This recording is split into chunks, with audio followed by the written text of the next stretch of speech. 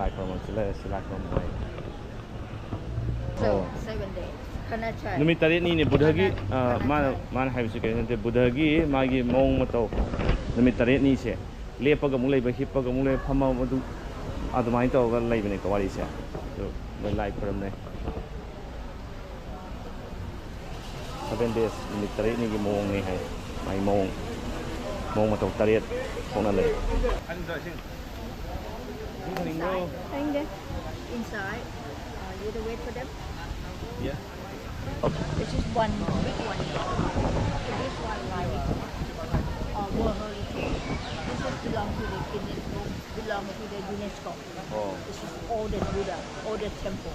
This is the first class of temple. Oh. Oldest temple, oldest Buddha statue. You go inside, walk one round. Yes. I give you free time inside 20 minutes. You can take picture. Okay. Whole round. Okay. Okay. Kumuk pusan biya de kumuk. Inside many things. Oh. That's why you have matam to lay cover. roi no ya du matam kumuk asal.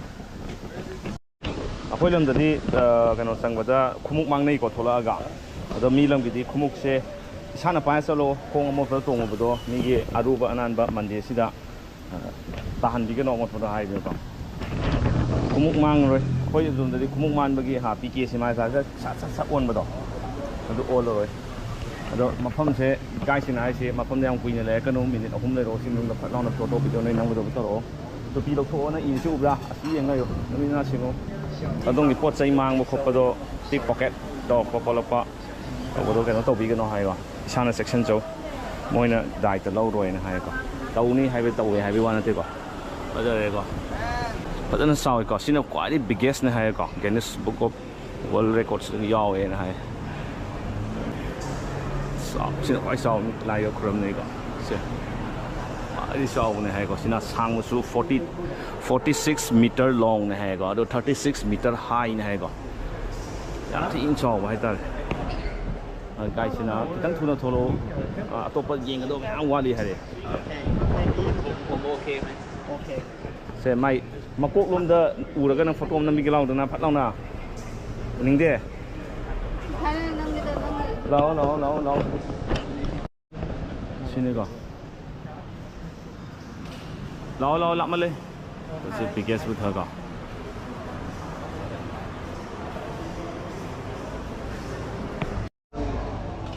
xin lại tôi có sigi mỗi cái nó cũng tàu siêu con phải giờ bên này con donation ton mà sẽ lại ra và sẽ thay đổi cái này chẳng đi chấp đi bắt thắt cái này cái cái nó được cái nó cũng quên đó mỗi ngày quên đâu cái đó xin á chẳng đi chấp đi thắt cái này nó có xong rồi này đó xong rồi là mỗi cái 20 baht hấp cái có chẳng đi chấp đi rồi mình bây giờ nó xin thắt cái đó xin á cái lại cái thóc cái này là cái là xin thắt cái đó mà muốn thắt cái đó mà mình bây giờ sẽ chua nó bây giờ này mà xin chua nó 좀 가라좀 가라좀 다다 뭐 너무 먹다 한번 부셔면 다다 너무 또 가라좀 다다 한 말이다 donation box में आम लेगा 좀 다다 할래 뭐기 아또 빠기 슈퍼라 아가 좀 담아 말래 또 빠기 슈퍼라 담이거 시기 마기 템플 시기 마리 레이나면 또 아또 빠기 슈 하이살 Pora agak matiang pang juga ada sila agak mana tu nasi tapi yang tin bom sudah gitu karena belum kan di luar itu yang apa boleh kau kerja coba kan foto namanya Spanish decoration dah kau oh this temple 250 years old built by the King Rama III. Start King 1. Oh, started by King Rama 1. And repay by King 3. Oh, continue and finish at the King Rama 3 times. Okay. Many buildings from King 1, King 2, King 3. 260 years old. 260 years old. Whatever. Yung Spanish design the sound King Rama 1 nagi hawramaga 3 matamda loisan ba ngam gi ai ko. Mai lai ko.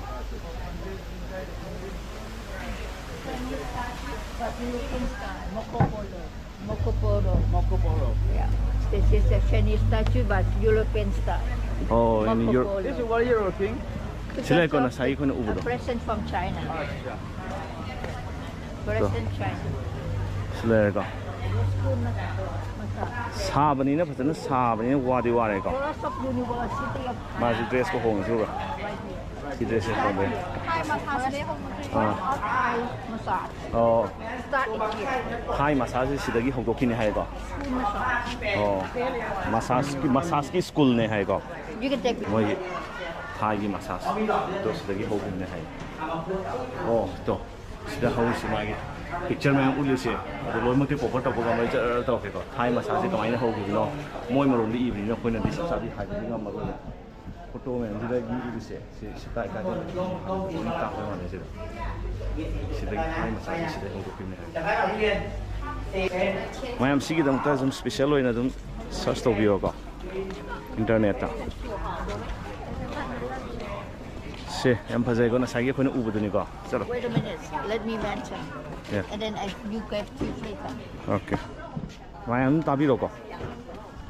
4 pagoda. 1, 2, 3, 4. Oh. 4 king. Oh. Mean 4 king. Oh. That's a 4 king. Oh. For the remembrance of the four kings. Yes. Oh. Same decoration. Oh, same style, same Different decoration. color. Oh, only different color. Because different of king. Oh. Green one, white one, Oh. yellow one. And front Blue one. blue one. Mari lay bito. Mamang dam galay ko. Dun mana mari hay da mamang dress to. Ni thau mari gi.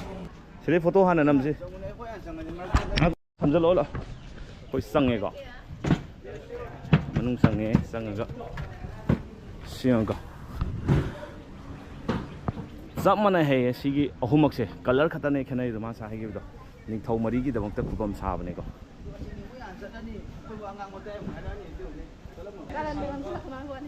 Karan ngang ka no hai ba mi jun na angang da sai do ni. Siang ko.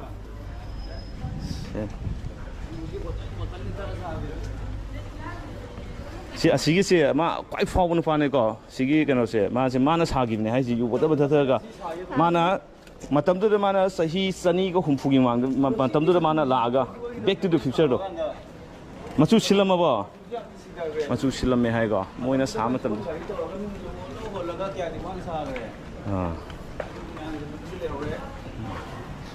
ada na amu hala ga mu yi ngari bani ba ko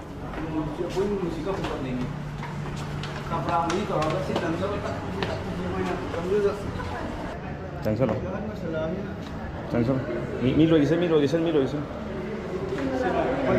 Buddha Pai malai bagi se matai de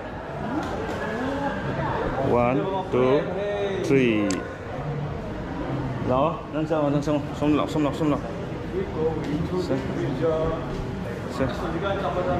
anok ti lo tho anok phajate mi gi keno lai sang nei se phajana se 1 2 3 ya re se sine ko apoi gi keno do apoi gi mari marang gi si sauna ba sida massage to is fau is massage the thai massage fau is nyom na to ni ba massage sai ga mayam na thai massage sai ga la na khanai ko bangkok se thai massage sai ga la na khanai do la de ko mari suba hai dai khoi gi mari suba na thai na halaman kha to mi do ji gi to gi ta hi tre ba thai massage ma nai hai do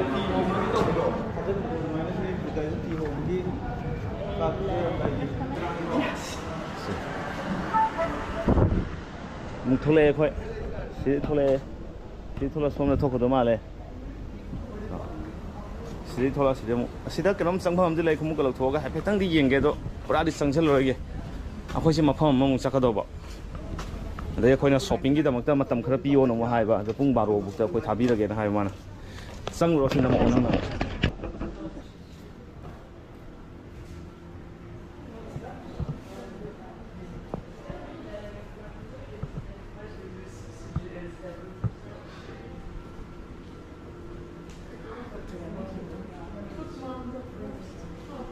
Semain dah yang menunggu mau ong se. Thieng apa ni nak kau ong set lagi kau nang dah mana dah. Dah. 쎄쎄쎄. 그러니까 그 독품지가 넘드노 하는 펌도 뭐 좋고 시토수 유명한 거니 망가 이런 게 하는 펌는다 라운드 로 하면 시도 독품 거기 되니까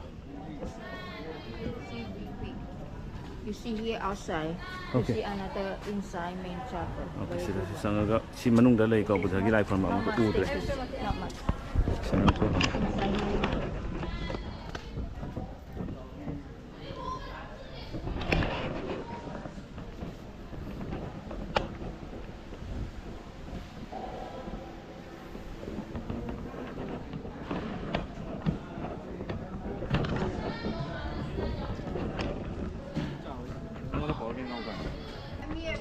상어 세. 시야 쌍아지가 쌍아지. 꼬이기는 사이 꼬이고 드니까 그 신나 때가. 쌍아가 앉아.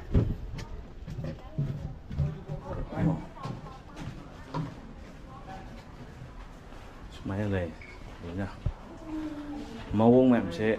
Buddha gallery. Buddha gallery. 부다 갤러리 해. No, printed. Go printed. Not the pure gold. This is gold. Go printed. Gold go printed. 나 Not pure 한번 석 gold. 비도. 내 디자인도. 뭐 호텔로 하나 보다. No, printed. If gold, I will tell you gold. Okay? If printed. So like what is the black one around here? 시다 숨 나가나 시다 숨 내네 거. 솔직히 좀 나가나. This is bigger one. Buddha gallery. 그래 못 싸우고 부다 갤러리가 그래 못 싸우고 하니까. 서로 술래가. Because of donation, people donation money. 도네이션도 뭐 사면 Donate. 저희 뭐 샘글 해야 돼. Main chapel. 맨 템플 시. Main chapel ordination halls. It is a stupa. Cambodia. Oh. Style of Cambodia. Oh, Cambodia. Outside for stupa, Thailand. Oh. That's Thai style. This is Cambodia style. 지는 맨 템플네 해 그냥 라이브 지기. 마시 상어 마시 연주네 해.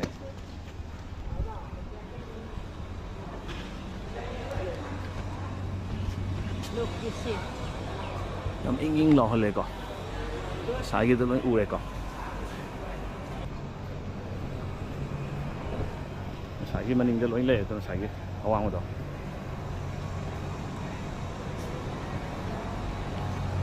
오, walkthrough 거 호인 조이시대. 블록 마틱 파자바자바 마틱 히가 찬በ도. 녹찬바 아다기 시기 까나바다 시임네나 하이브도 나테거. पूरा 수 Inside. 오케이. Inside. You just capture video, but not talking because 왕안 그러. you can, but wait. Because ceremony, it is king come for ceremony. 오, king comes here for ceremony. But not now. Not now. King not now come. Oh. Sometime this. No It entry. is solid gold. Mix pure gold. It is King Rama first, King 1 in ashes, on top. 오, 오. 사랑하다 내 Yes. Yes, yes, man. No, this one. 상하나 뜨긴 해 이거. King. Head off. Sorry. 왕안 그러 하 이거. 왕안 배한테 해. 포토나 뭐 사나나 나타 사오네. 하우들. 저기 사오버디 한 팀저 이거. làm nấu rồi bạn 좀 인나 담아도 뭐 라이 크롬 네 닝토라 라이 크롬 해 지도가 이제 펌게 학던 공간에서 못하 버린 거 공간에서 런던 펌게 비디오 보셔도 폰에다 니까 좀 더 야고 시리고 좀 더 야고 좀 더도 합절하게 가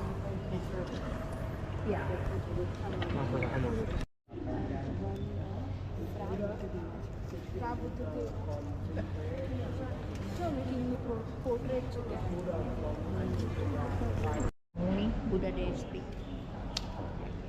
You see some of the King often comes here. often. 그래서 기지 좀 돌아야 봐. stone again sila sang standing Buddha ni sino ko. Standing Buddha, 12 meter tall. 12 meter. Oh. Solid gold. Solid gold, 12 meter tall. Is the gold also gold? No, just Buddha. Just only Buddha. Test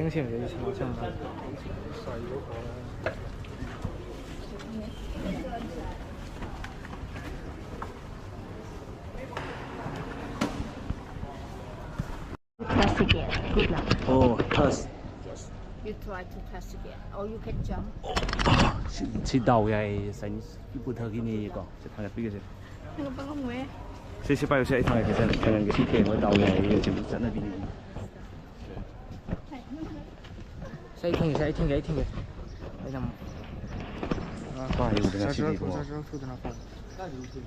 Song khá thing mo ha bo. Labo ka lo.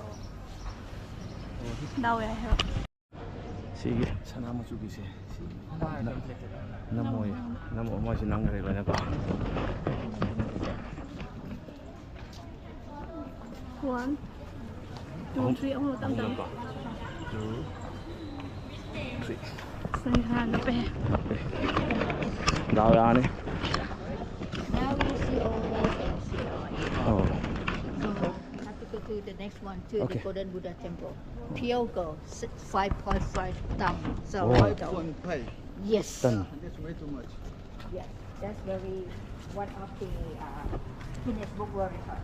Oh. 5.5 ton. Big one in the world. The biggest one. Biggest one in the world. Look at that. One picture before we go. Oh. Good one. Madi sana mo chubi na factory pang mani na pangang ni na. Na ai gon de mo lo thon na pi di. Ma fa dai ma sa da khai ba hong na sa ne khai bi de. Do ai ma ta dum lai ya da ba. Dum lai ga di ma su sing ga da ba. Tau wi mo. Ha, se. Massage tàu và cái mông mà tàu mềm đó, thay massage tàu vào nó, thay massage tàu vào nó mềm đó, tàu này mềm đó, từ cái mông mà tàu cái mềm nó sẽ lên lên có, máy tàu hơn mà này có cái máy cái át mềm gì, máy tàu cái tàu bao giờ cả, สงสันแม่ năm cái tàu ba, cái sắm nắp bấm sầu cái sắm nắp bấm mềm đó tàu đó, khuất ngoài tàu vẫn thiệt bên nhiều, ấy là tàu tàu mực này, ấy dòng các năm ra này, sao đi sai cả, đó. Nungay chứ nungay. Okay. The parking. Okay. So we take one here before we leave. Thôi lại thôi lại có mà không nông sắp này có. Đấy cả khale. Yam nungay, mỗi yam nungay lắm có. Mà sao lâu em mà không sang mà ra tu bu ni gì. Lại với em được cái qua từ nó một này có. Sinh thân nghe nào á, ấy sinh lồi này hay sinh lồi đó refill đâu số sẵn. Refill đâu không sẽ lấy bên này, sẽ lấy refill đâu không đó. À rồi đó. Lò vệ sinh được pi với bạn. Mình dặn những bây giờ vậy, quay đồng tới đi. Rồi đấy, tôi mở cái món lúc bây giờ rồi. Tomorrow, 9 o'clock. Tomorrow 9 o'clock, Safari. Safari World.